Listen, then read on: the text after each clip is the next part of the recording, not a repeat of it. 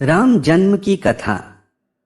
एक समय की बात है, अयोध्या के महाराज दशरथ ने पुत्र प्राप्ति के लिए यज्ञ रखा।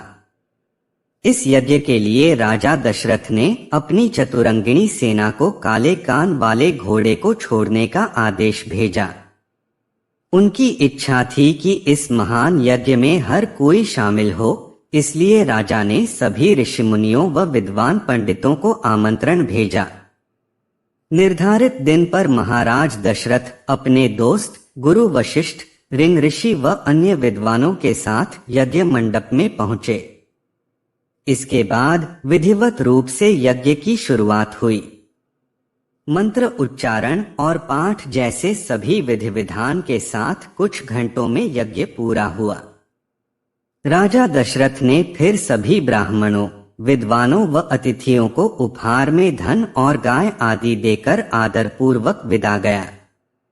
उस यज्ञ में प्रसाद के रूप में खीर बनी थी।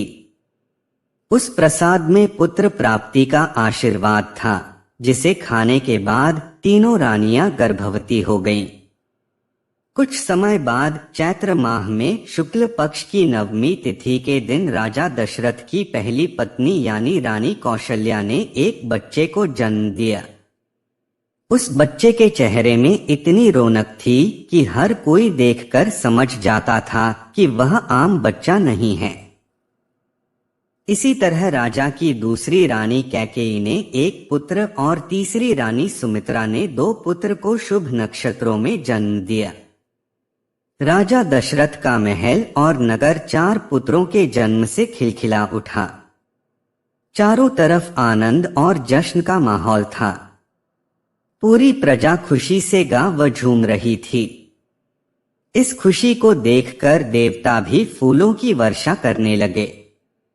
इस जश्न में शामिल होने के लिए कई ब्राह्मण भी पहुंचे और राजा दशरथ के बेटों को आशीर्वाद दिया। खुशी से झूम रहे राजा दशरथ ने ब्राह्मणों को खूब दान दिया। फिर अपनी खुशी जाहिर करने के लिए उन्होंने प्रजा व दरबारियों में भी धन, रत्न और आभूषण बंटवाए। समय आने पर सबकी मौजूदगी में चारों बालकों का नामकरण भी किया गया। महर्षि वशिष्ठ ने उनका नाम रामचंद्र, भरत, लक्ष्मण और शत्रुघ्न रखा। वक्त बीतता गया और धीरे धीरे ये चारों बालक बड़े हुए। इन चारों में राम अपने तेजस्वी गुणों के कारण प्रजा को अधिक प्रिय लगने लगे। अपनी प्रतिभा के चलते वो कम उम्र में ही सभी विषयों में महारत हासिल कर चुके थे। राम में सभी गुण थे। चाहे शस्त्र चलाने की बात हो या हाथी व घोड़े की सवारी, हर चीज में वो अव्वल थे।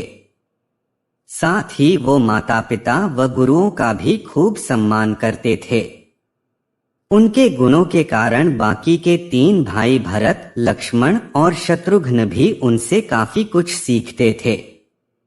जब भी महाराज अपने चारों पुत्रों को एक साथ देखते, उनका मन आनंद से भर उठता था।